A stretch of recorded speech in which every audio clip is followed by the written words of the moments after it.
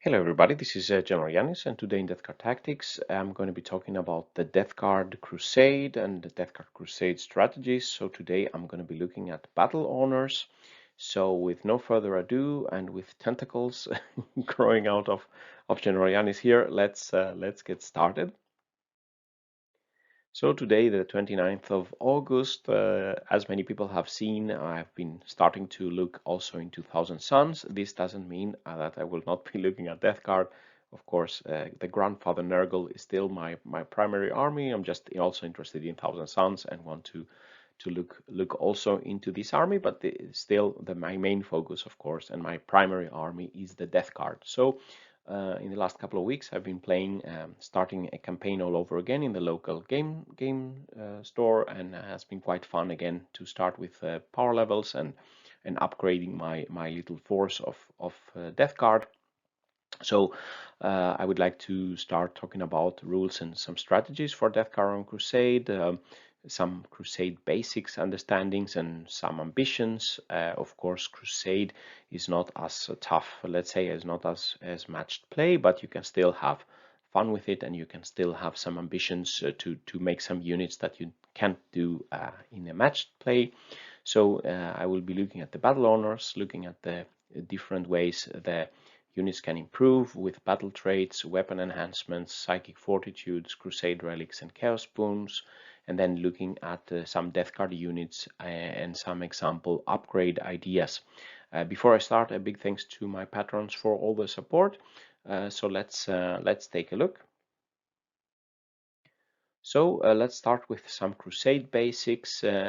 When going into a Crusade, I think you should expect that it's less balanced than matched play. Not that matched play all the time is balanced, but I think in Crusade is typically also when it's playing smaller battles and you can play with people with different experience points and Crusade points. Let's say you will have some strange encounters. Maybe some of the opponents they can upgrade the units to be able to do stuff they normally cannot do. So it's a bit, you have to take it with a pinch of salt and just have fun and improve the things.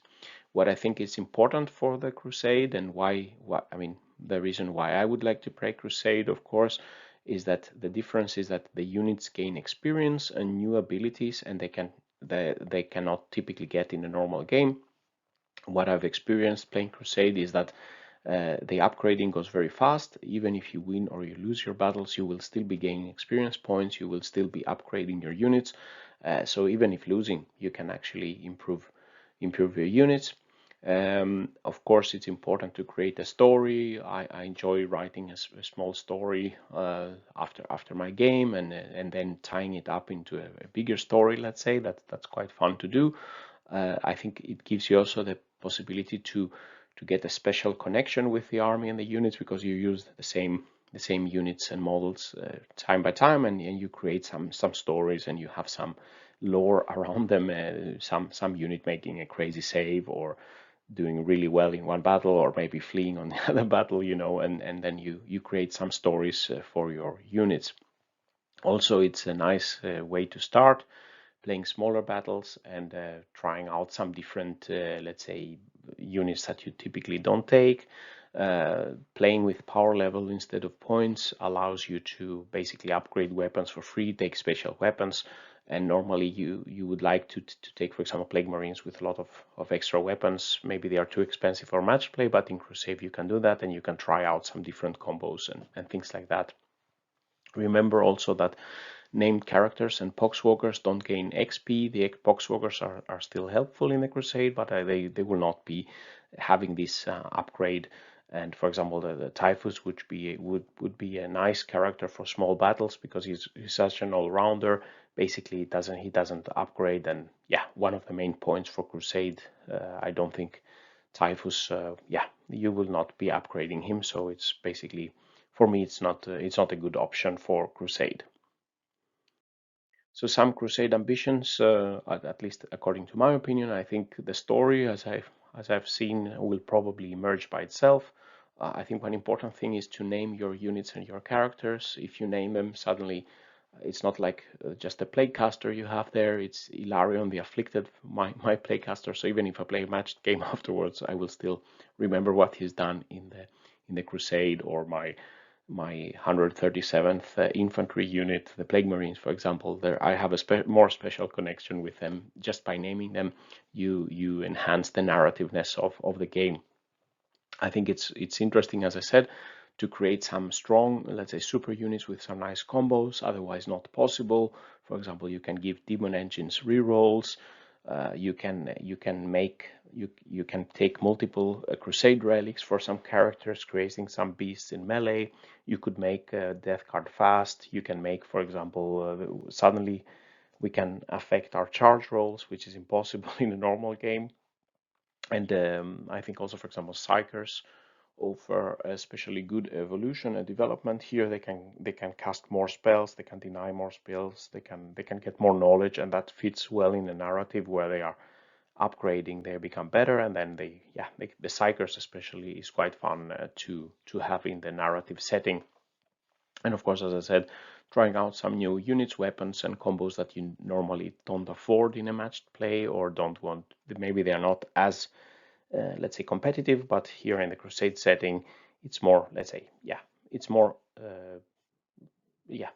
free to use some other combinations and try them out before you use them in a more competitive setting.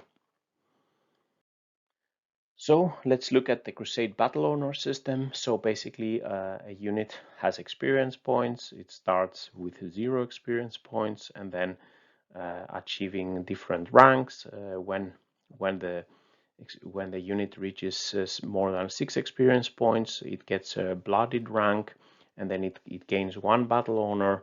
When you get to 16, you get 1 more battle honor, etc., up to legendary level, which is more than 50 experience points. Then you have 4 battle honors on the unit.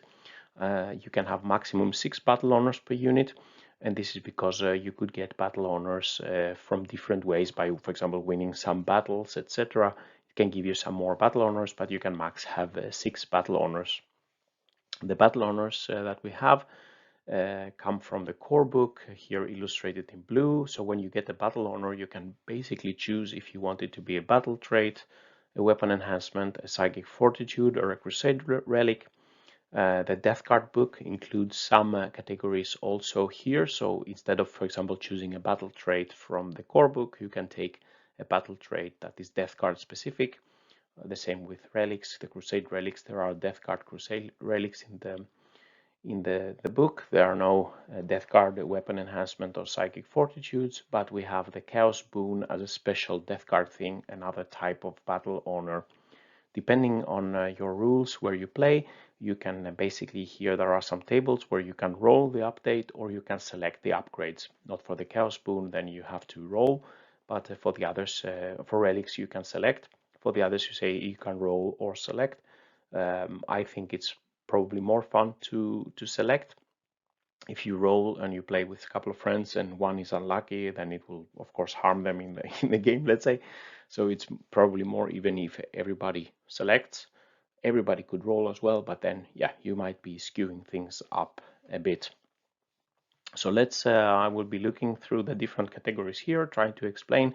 I will not cover how you gain experience and agendas, etc. That will be in the next video. So let's look now on the various upgrades that we have. So starting with the battle traits, basically the ones that come from the core book. The battle traits are specific to a unit being upgraded and selects to get a battle trait. So you have different tables for characters, monsters, vehicles, and other, which is, for example, most infantry units will be here. So here we can see on the characters, we can give them +1 to move and +1 to their charge and advance roll, or +1 wounds characteristics. You can get a 6+ feel no pain, so that's nice to get a bit back to the disgusting resilience, let's say. We can give them +1 attack if they charged or performed heroic intervention or became charged, so basically getting hateful assault back again, and this will of course multiply the effect of our melee strong characters like a Demon Prince or a Lord of Contagion or something like this. And then We have we can give them +1 leadership aura and make him 6-inch heroic intervention. And then when we spend the command point, if you give them this trait, we can roll a dice every time we spend the command point and regain 1 spent command point on a 6, max 1 per turn anyway. So this is basically for characters, allowing some nice upgrades for some of the characters here. Monsters and vehicles have a lot of similarities here. So the monsters and the vehicles, they can get +2 inches to their move. This is quite interesting, for example, for our vehicles, let's say Daemon Engines are 30 blow drones, giving them +2 inch to move, or +2 inch to move for our Demon Princes, for example. That's quite nice, and +1 to their charges. We can give them reroll ones to hit, especially vehicles don't have any other way to get reroll ones to hit with a 9th edition codex. We can give them +1 to save versus AP 0 and 1 shots. We can give them the monsters can get +1 attack, like the characters. The vehicles get +1 to hit versus other vehicles. Could be interesting, for example, yeah, for entropy cannons could be interesting. We can give them regain 1 lost wound in command phase. The monsters can get an aura to make morale more difficult for the opponent, and the vehicles can get protection from mortal wounds with 5 pluses here. So some interesting traits for the monsters and vehicles, and some, of course, definitely useful, especially I think the reroll ones to hit for our vehicles that otherwise can't reroll unless we summon Epidemius, of course. For the other unit, for example, our infantry, we can give them +1 to move, +1 charge advance roll. Again, that's really interesting for Death Guard because we are slow, so now we can be faster, and our deep striking units, they can probably have a much better chance to make their charges, needing an 8+ charge from deep striking. Also, rerolling ones to hit, not as crucial for the infantry, but it allows you to play more freely with your characters, not having to think to have the reroll ones aura for your infantry. We can give them 6+ field on pain. This is interesting. It's coming close to the old disgusting resilience, as I said. They can get +1 to hit and +1 to wound versus characters. I think it's a bit less useful, this one. They can reroll morale, and with this trait they can also shoot Overwatch. I think it's for free as I read it, and when doing so they hit on 5+ instead of 6+. So I think this is, for example, really good for Plague Marines who could be suffering from morale, rerolling the morale and be able to find Overwatch. And of course our infantry with like Deathshroud could be also really interesting, overwatching for free with the Plague Spirit gauntlets. We can also give infantry units objective secure. They can shoot while doing actions, and they auto-pass combat attrition tests when they are close to an objective. I think this is quite interesting for our Terminators. Our Blight Lords, for example, don't have objective secure, and this is a way they can get it, at least in a Crusade setting. If we look at the Death Guard specific ones, we have some Death Guard specific traits for Daemon Engines. So if we have a Daemon Engine upgraded, we can choose to give it a battle trait here if it's a vehicle, or we can give it something from this table. So here the first one is when the Daemon Engine loses a wound, you roll a dice. On a 1, the enemy in engagement range gets 1 mortal wound. Could be interesting for a 30 blow drone that's going to be, let's say, in melee combat a lot. We have some trait to allow the Daemon Engine to shoot if it's falling back at -1 to hit. Quite helpful for a Plague Burst Roller. This one is quite interesting, that when we shoot at enemies, we can select one enemy unit that suffered a hit from a range shot, and until the end of the phase, Death Guard models with plague weapons can hit it with exploding 6/6s basically. This could be interesting combo here. We can give this is a bit tricky, let's say. We can give a 6-inch range for ranged plague weapons of the Daemon Engine, but it doesn't apply to Plague Spitters, so that's basically the point would be especially to give 6-inch range for Plague Spitters. giving 6-inch range to the mortar of the Plague Burst Crawler is basically, yeah, not so useful. Attacks with AP-1 and AP-2 are treated as AP0, allowing us to save on 3 pluses instead of 5 pluses. This can be interesting to prolong the life of for example, the 30 blow drones. I would assume more, and we have also the availability to move horizontally through models and terrain, moving around. Could be interesting for Mephitic Blight Holders or Plague Burst Crawlers, having to move around. The 30 blow drones, they are flying anyway. For Death Guard infantry, in melee they can ignore any or all modifiers to the hit roll. The enemy cannot hold steady or set to defend. This is something I always forget to do anyway, so I wouldn't take this trait, let's say. +1 to hit for ranged attacks. This is good for Blight Lords and the Plague Marines for the bolter fire and the Blight Launchers, etc. Ranged attacks within half range give no cover to the enemy. This is a bit lackluster. Here we can give them Overwatch hits on 5+, but then it's better to take this one, which also allows you to roll morale. And then on a charge move, you roll a d6 for each model that charged that is in engagement range of a unit.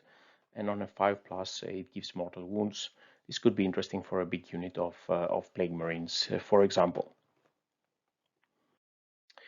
Moving on to from the battle trait category to the weapon enhancements. Weapon enhancements work in this way that you can upgrade one weapon that the unit has or the model has, and it can only be done once. You can't enhance a weapon many times. Let's say you cannot enhance a relic or a Crusade relic, but I can't find any rules that say that you cannot enhance the weapon that has a pathogen applied.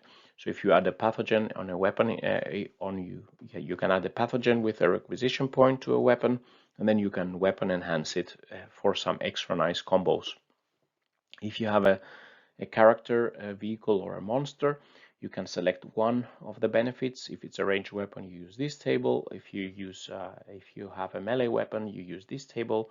If it's a sergeant or champion model, for example, if you select to make a weapon enhancement for, let's say, the Plague Marines, then the champion has to be selected. You would get 2 upgrades, one from the first 3 and then one from the first 6, and you can't make it multiple. So these weapon enhancements are quite good. There are some really nice ones. For example, adding more damage to the weapon. This is of course really good. You can add more range to the weapons, which is good for flamer weapons. You can add 1 to the hit roll with improved sights. This is excellent for the mortar. For the entropy cannons, I'm a bit I don't know if it applies for both entropy cannons or only one of the entropy cannons. In that case, it would be a nightmare to roll the dice to remember to only hit on 2+ with one of those. You can add 1 to the weapon strength, maybe not so interesting for most of the weapons. Armor piercing, you can add more to the AP, again not super strong. And then you can get exploding 6s, but then you need some weapon with a lot of let's say extra hits or a large number of shots. So I think it's best used on already powerful weapons and to enhance them. For example, the Plague Burst Crawler Mortar, you can make it a damage 3 weapon in effect. If you take the Masterwork, you can give it +1 to hit if you give it an improved sights. So a mortar hitting on 2 pluses, maybe the Plague Burst Crawler gets the reroll once to hit trait, then you are really hitting a lot with your mortar. And then for example, the Foul Blightspawn, his sprayer, or the Lord of Virulence with the twin spewer, give it 6-inch extra range, hitting let's say on 18 inches, or giving it more damage. So the sprayer becomes a damage 3 weapon. Could be quite nice combo. The mower, 30 blow drone, we can give it exploding 6s to hit. So each unmodified hit roll scores 1 additional hit on the target. So that's really a strong combo for the mower here. Then we move on to the category of Psychic Fortitudes. This applies to Psyker units only. Here Psychic Fortitudes is basically only 3 upgrades. You can add one more of the, you can cast one more power, you can deny one more power, and you can know one more power from the disciplines available to the Plaguecaster, to the Psyker. So I think this is a particularly strong combo to take Psychic Fortitudes with a wretched Plaguecaster, and in a full upgrade setting, if you select all these three, let's say up every time he gets a Battle Honor, give him something from the Psychic Fortitude. At the end, he would be able to cast 3 spells per turn. With a Demon's Favor, he can get extra Pestilential Fallout, Mortal Wounds. He becomes an even stronger beast, let's say. You can make him know 4 spells plus the Smite with the Sevenfold Blessings and the Psychic Fortitude. You can reroll 1 for free with Sevenfold Blessings, and you can deny 2 spells. So then you have a complete beast of a Psyker in the Crusade. He has learned so many new spells, and he's a much better Psyker, let's say. Demon Prince could also benefit quite a lot from normally only 1 spell to casting 2 spells. That's quite nice for an already strong melee unit who has become a bit more psychic beast also. Then looking at the Crusade Relics, here we have a couple of Crusade Relics from the core book, and then, as I said, some Death Card specific Crusade Relics. Only characters can be given Crusade Relics, and character can have any number of Crusade Relics, but you cannot include the same relic more than once in your order of battle. The character can have Crusade Relics even if it already has a relic, normal relic from its codex. I think there are different categories. The Artificer's Relic can be taken from any rank when they get a Battle Honor. Then there is the Antiquity Relics when they reach Heroic rank and higher, and then the Legendary Relics, some of the best relics when they reach the Legendary rank.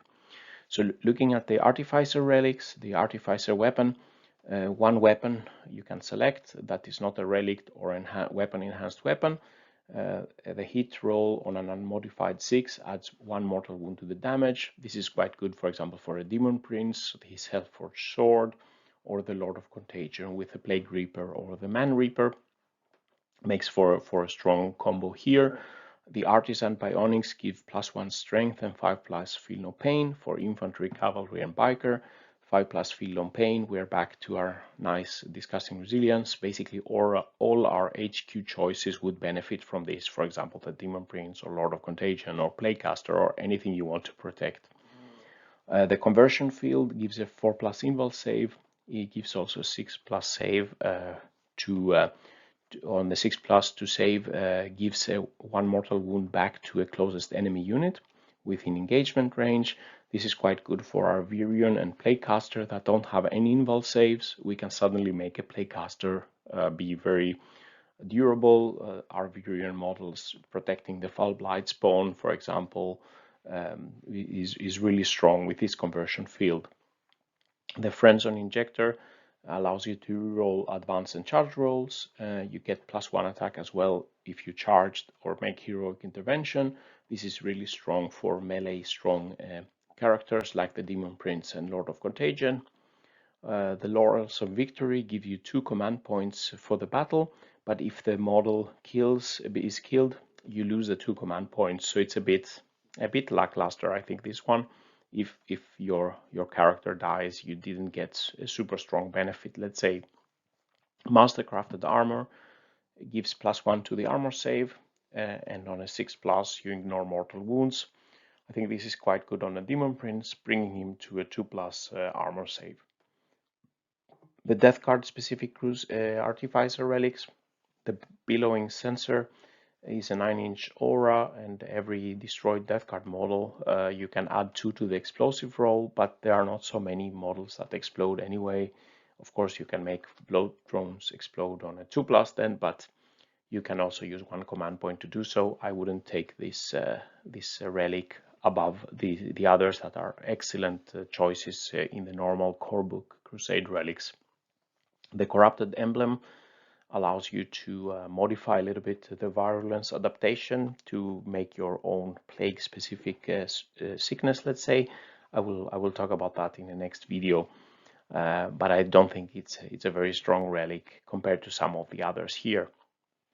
In heroic rank we can have a relic that allows a unit to return to life with D3 wounds on a 2+. This could be interesting, let's say, to keep a Plaguecaster or a Lord of Contagion or Demon Prince or whatever alive a bit more.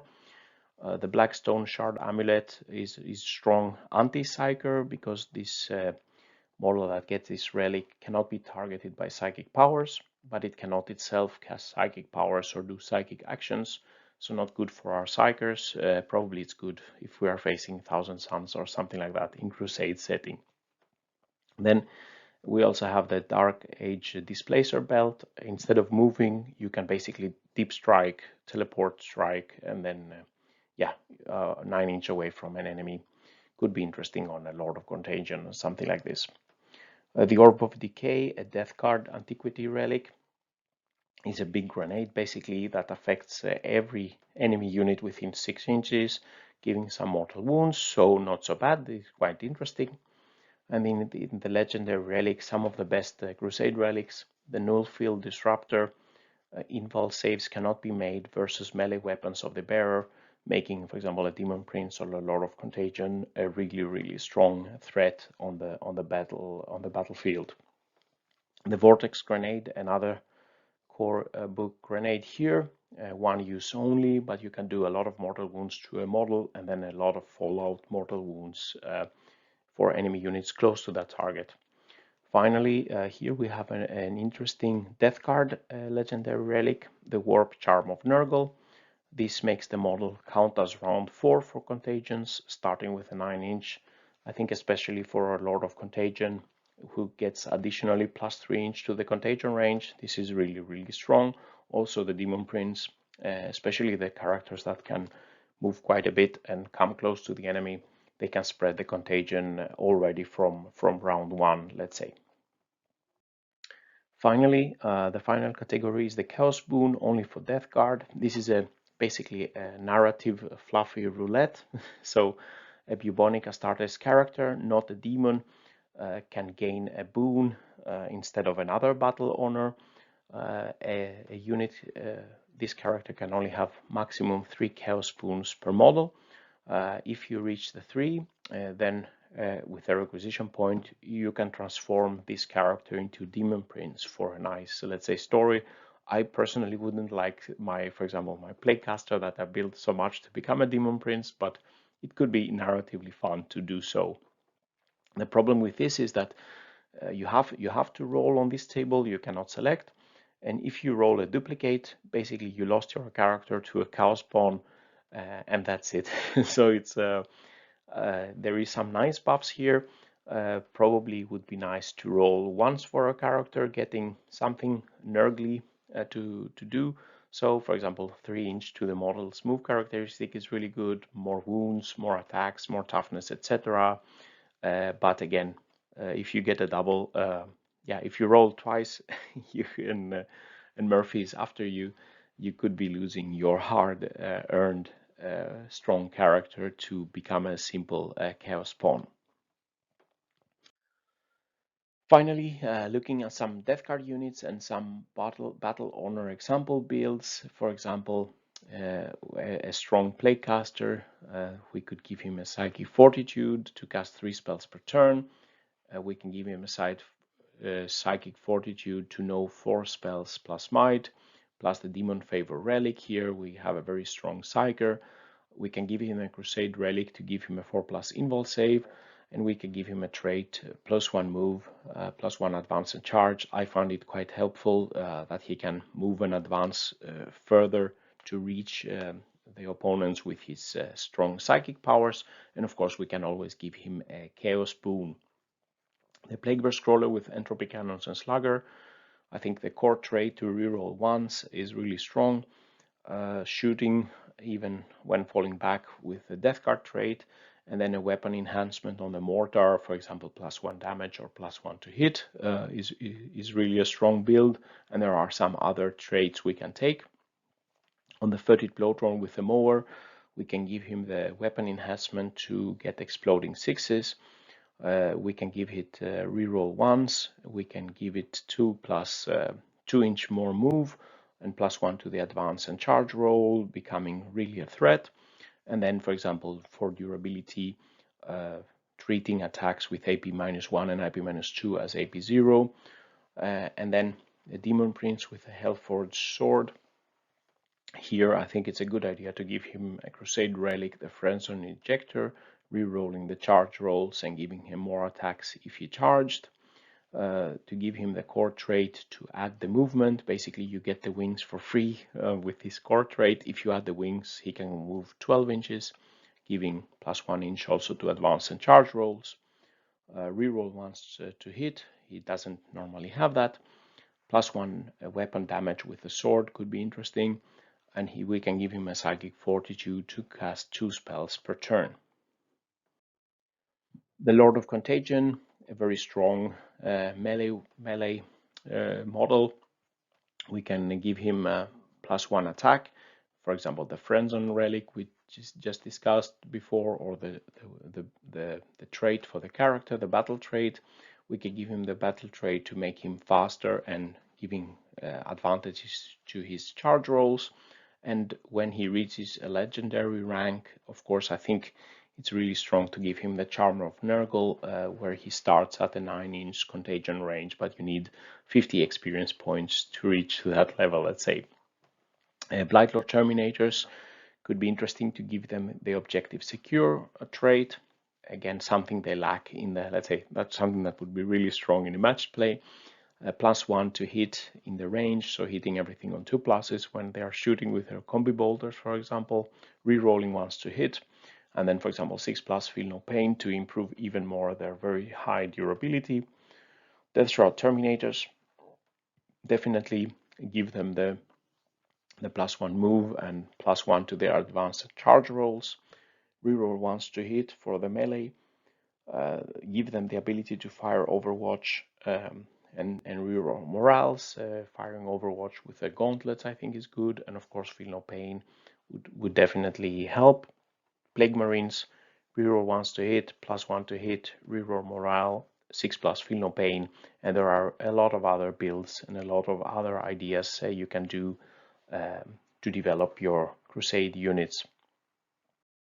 So, summary and final thoughts. The Crusade can lead to a fun progression of units and abilities and make us able to to see the units develop and to be able to do stuff they cannot normally do in matched play. At least that's something that's interesting as I find it to play the Crusade. We can choose to improve on already strong death guard points, for example, the melee damage output, or many times even better to improve our weaknesses, making death guard faster, making us re-rolling, let's say, the charges, giving units that don't have invul saves, and getting our Feel No Pains back. In any case, I think the most important is to have fun with the Crusade games. There is a lot of nice progressions, as I said, and one let's say, battle tactic suggestion is to always to name your units. As I said, I can't stress this enough. It's not the same to have a Malignant Plaguecaster as if you have Ilarion and different names for your different units, and building the story around them, seeing them evolve, and having fun. That's the most important. So with these words, this concludes the video. What do you think about the Crusade rules? Any battle traits? Any battle honors that you like? Have you tested this? Please leave some comments below. If you like this video, please press like and subscribe to the channel. I will be bringing you more on Crusade. I will be bringing you much more on Death Guard tactics and Thousand Sun tactics and other Chaos tactics. If you want to further support my efforts, please visit my Patreon page. And with these words, General Yanis is signing out. Stay safe out there, and bye-bye.